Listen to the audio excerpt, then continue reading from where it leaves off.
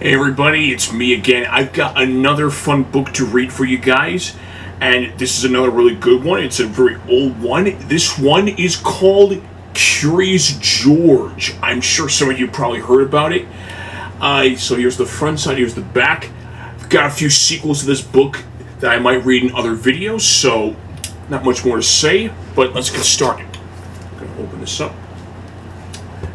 Here's an image they show at the front and back, okay? Curious George by H.A. Ray.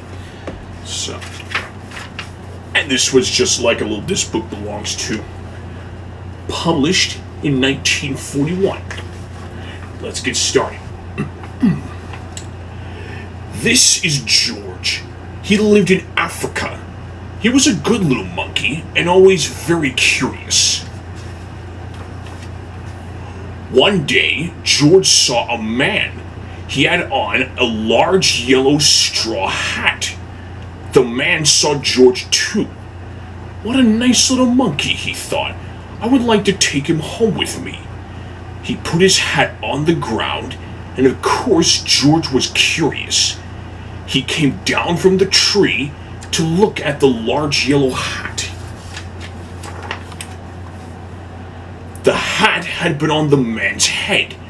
George thought it would be nice to have it on his own head. He picked it up and put it on. The hat covered George's head. He couldn't see. The man picked him up quickly and popped him into a bag. George was caught. The man with the big yellow hat put George into a little boat, and a sailor rowed them both across the water to a big ship.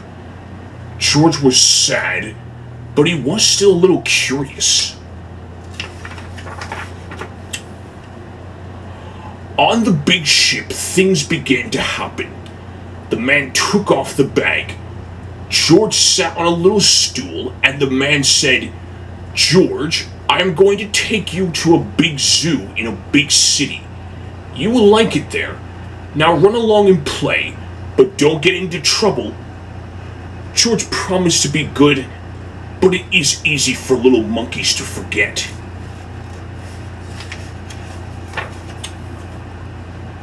On the deck, he found some seagulls. He wondered how they could fly. He was very curious. Finally, he had to try. It looked easy, but oh, what happened? First this, and then this. Where is George? The sailors looked and looked. At last they saw him struggling in the water and almost all tired out. "Man overboard!" the sailors cried as they threw him a lifebelt. George caught it and held on. At last he was safe on board. After that, George was more careful to be a good monkey, until at last the long trip was over.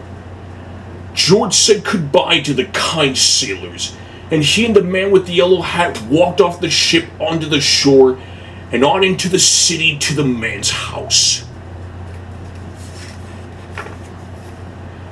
After a good meal and a good pipe, George felt very tired. He crawled into bed and fell asleep at once. The next morning, the man telephoned the zoo. George watched him. He was fascinated. Then the man went away. George was curious. He wanted to telephone too. 1, 2, 3, 4, 5, 6, 7. What fun! Ding-a-ling-a-ling! George had telephoned the fire station. The firemen rushed to the telephone. "Hello? Hello?" they said. But there was no answer. Then they looked for the signal on the big map that showed where the telephone call had come from. They didn't know it was George. They thought it was a real fire. Hurry, hurry, hurry! The firemen jumped onto the fire engines and onto the hook and ladders. Ding dong, ding dong! Everyone out of the way! Hurry, hurry, hurry! The firemen rushed into the house. They opened the door. No fire! Only a naughty little monkey. Oh, catch him, they cried. George tried to run away. He almost did, but he got caught in the telephone wire and a thin fireman caught one arm and a fat fireman caught the other. You fooled the fire department, they said. We will have to shut you up where you can't do any more harm. They took him away and shut him in a prison. George wanted to get out. He climbed up to the window to try the bars. Just then the watchman came in. He got on the wooden bed to catch George, but it was too big and heavy. The bed tipped up, the watchman fell over, and quick as lightning, George ran out through the open door. He hurried through the building and out onto the roof, and then he was lucky to be a monkey.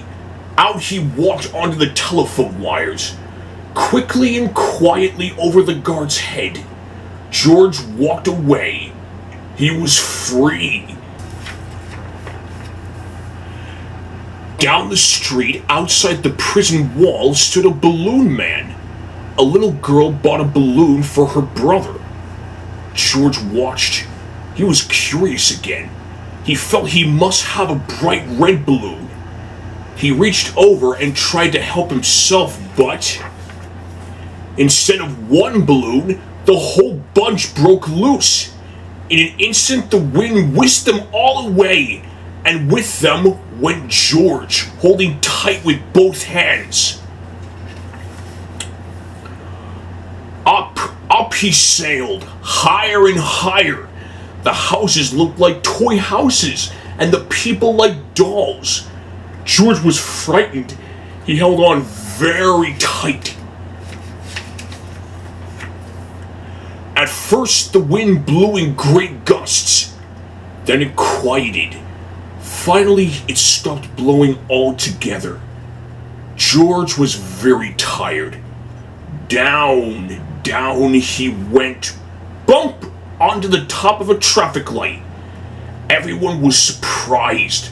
The traffic got all mixed up. George didn't know what to do. And then he heard someone call, "George!" He looked down and saw his friend, the man with the big yellow hat. George was very happy. The man was happy too. George slid down the post, and the man with the big yellow hat put him under his arm. Then he paid the balloon man for all the balloons. And then George and the man climbed into the car, and at last away they went to the zoo. What a nice place for George to live. The end. Thanks for watching. I hope you enjoyed.